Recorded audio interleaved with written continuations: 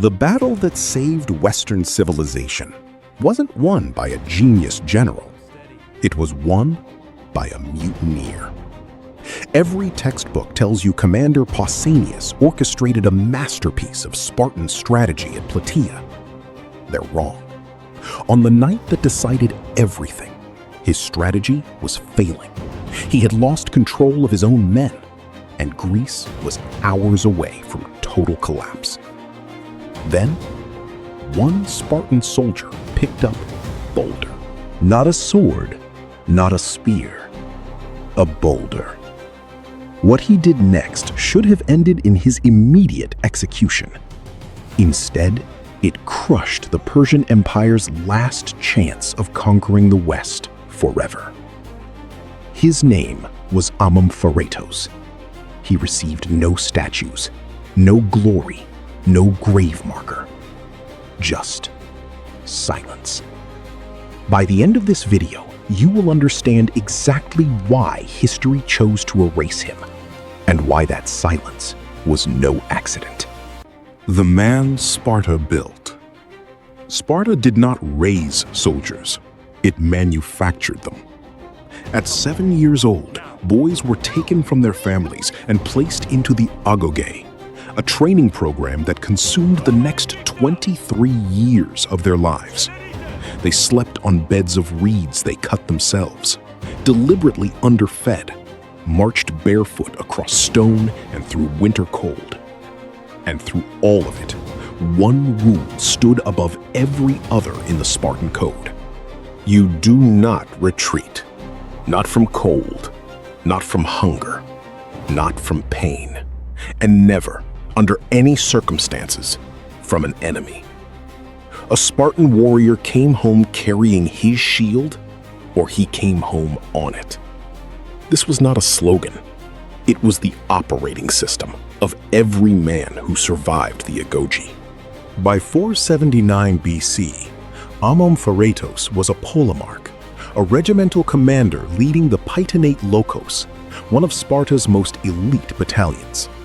Not a young soldier, a senior officer who had spent decades learning one thing above all others: a Spartan does not turn his back on the enemy. That belief was about to collide head-on with a direct order from his commanding general, and the collision would decide the fate of the ancient world. What was at stake? 1 year had passed since Thermopylae, 1 year since Leonidas was beheaded, 1 year since Athens burned. Mardonius, Xerxes' brother-in-law and the most experienced Persian general alive, had stayed behind with 110,000 soldiers and a promise to finish what the invasion had started. He chose the plains of Boeotia near Plataea, flat, open ground, perfect for cavalry.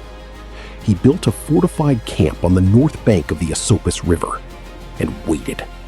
The Greek alliance assembled the largest hoplite army in their history, soldiers from 31 city-states. In command was Pausanias, Leonidas' nephew, regent for the Spartan throne. He positioned his army on high ground on the south bank of the Asopus, where Persian cavalry could not operate freely. For 8 days, neither army moved. Whoever crossed the river first would be fighting on the other side's terms.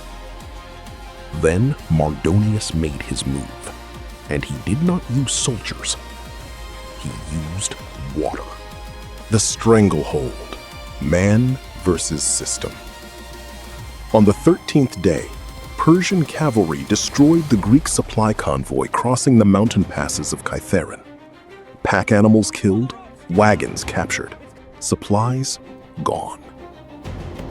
Then, they located the springs of Gargaphia, the main water source for the entire Greek army. They blocked it, they fouled it, completely unusable. 110,000 Greek soldiers, no food convoy, no clean water. Pausanias called his commanders. Without water, discipline would break within hours. They had to move, pull back south toward Plataea, find clean water, re-establish supply lines. 3 movements, after dark, when the Persian cavalry could not see them. The Allied center would pull back first, the Athenians on the left toward the island. The Spartans, most exposed, closest to the Persian camp, would cover the withdrawal and move last. It was the right plan. It was the only plan. And then Amompharatos walked into the meeting. Pausanias finished issuing the withdrawal orders. The commanders began to disperse. And Amompharatos, polemarch of the Pitonate Locos, reached down and picked up a large boulder. He carried it to where Pausanias stood, and he dropped it at his feet. In Sparta, this was a known gesture, a physical vote. His vote was cast, final. Then he spoke. He would not retreat. His regiment would not retreat. If Pausanias wanted to withdraw, Amompharatos would stay on this ridge. His men would stay with him. The argument lasted through the night. Pausanias could not physically force a senior officer to move, not in front of his regiment, not in the dark with the Persian camp 2 miles away. Amompharatos was not disobeying out of cowardice. He was obeying something deeper than any order. 23 years of conditioning that told him a Spartan does not run. Every minute of the argument was a minute of darkness burning away. The Greek center disappeared quietly into the dark toward Plataea. The Athenians moved toward the island. The night dissolved around them.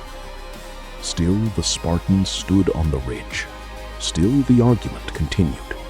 Pausanias reasoning, Amompharatos refusing.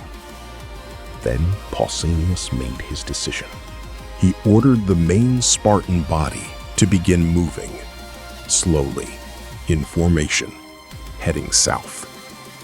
He left Amompharatos standing on the ridge, deliberately, visibly, in the gray light gathering at the eastern edge of the sky. The gamble? Amompharatos, once he saw the Spartans actually walking away, not bluffing, but genuinely leaving, would follow. That the code against retreat would be overridden by the code that said a Spartan never abandons his comrades. He was right, but barely. Amompharatos stood on the ridge, watched the Spartans get smaller, watched the darkness give way to pale light. Then, with the Persian camp stirring across the river, he gave the order. His regiment began moving south, fast. They had barely cleared the ridge when the Persian cavalry arrived. This is the moment where everything changed. It is the gray hour before full sunrise, the kind of light that flattens distance and makes everything look closer than it is.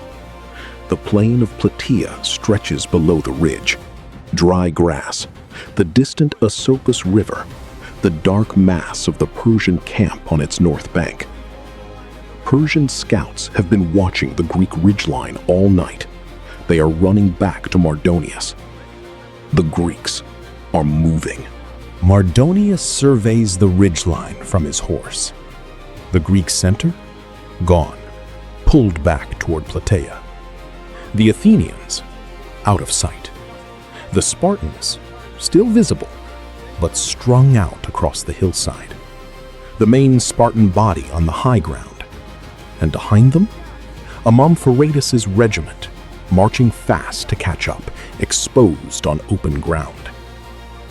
Mardonius looks at this and sees one thing: a broken army. He does not wait.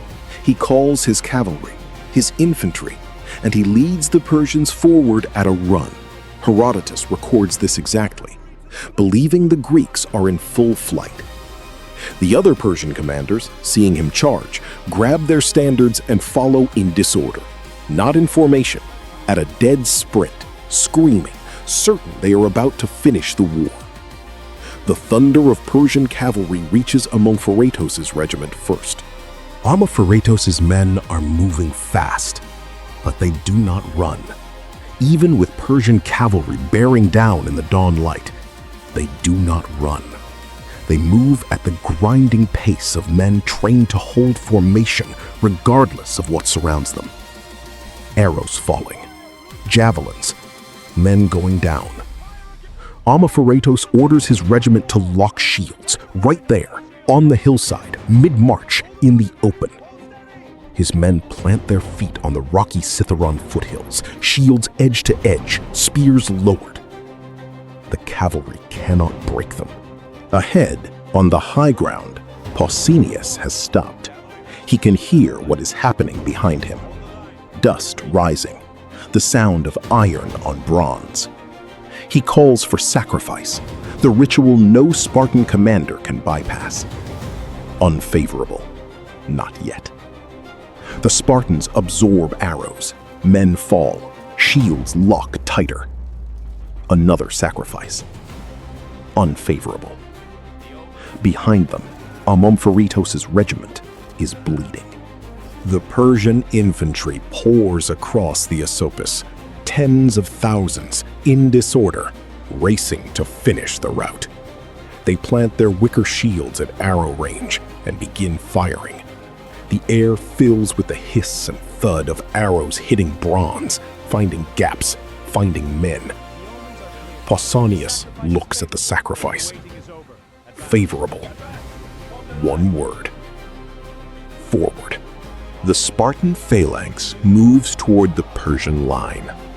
8 ranks deep, shields of bronze, edge to edge, a wall nearly 2 meters high, spears extending forward, 8 feet of iron-tipped ash wood overlapping at the front rank. Behind every shield, a man who is trained for this moment since he was 7 years old. The phalanx does not run, it walks, at the grinding pace of absolute certainty. Persian arrows fill the air, shields, gaps, men down. The Spartans lock the gaps and keep walking. Then the formations meet. A single enormous crack, like a cliff face breaking. The ground shakes. Men in both front ranks knocked backward by the collision. The air smells of iron and blood and dry Boeotian dust. The Persian front rank stands inside Greek weapon range. The men behind push them forward. Iron points at chest height in front. They cannot advance. They cannot retreat. Herodotus records it plainly. The Persians grabbed Spartan spears with their bare hands and tried to snap them, threw themselves against the shield wall, fought with daggers when spears broke, died by the hundreds doing it. They were brave, soldiers who had fought from Egypt to India. They simply could not break a weapon system built to be unbreakable in close terrain. Behind the Persian line, Mardonius rides his white horse, visible to every man on both sides of the field. A Spartan named Ammonistus sees the white horse. He drives through. He reaches Mardonius. He kills him, and in the moment Mardonius falls, it is over. The news of Mardonius's death moves through the Persian army faster than any runner. One moment, tens of thousands of men are fighting. The next, they are running. Over 100,000 Persian dead. Greek casualties? In the hundreds. Persia would never again invade mainland Greece. And Amorphoretos? Herodotus names him in the honored Spartan dead, buried in the first grave at Plataea. His regiment, which held the ridge while the army withdrew, was destroyed on the hillside before the main phalanx had taken a single step forward. He never saw Mardonius die. He never saw the Persian army break. He simply held. And then, he did not. The Amorphoretos was an obstacle, a rigid officer who nearly destroyed a good plan. Not wrong, but incomplete. Because by staying on that ridge, his regiment created the exact scene that made Mardonius charge. Mardonius saw the Greek center gone, the Spartans strung out, and trailing behind them, one isolated regiment, exposed. This didn't look like a controlled withdrawal. It looked like a collapsing army. If Amampharitos had followed orders, Mardonius might have waited. Instead, he saw chaos and charged at a run, in disorder, his entire army screaming across the river, certain the war was ending. They hit a Spartan phalanx that was formed, stationary, and ready. The real lesson. In complex systems under pressure, the things that go wrong sometimes produce outcomes the original plan could never have achieved. Amampharitos was wrong. His regiment died for it, and Greece survived because of it. His story cannot fit the clean narrative of the genius general with the perfect plan. So history buried him. No statue, no credit, just a footnote in Herodotus, and a boulder that nobody talks about.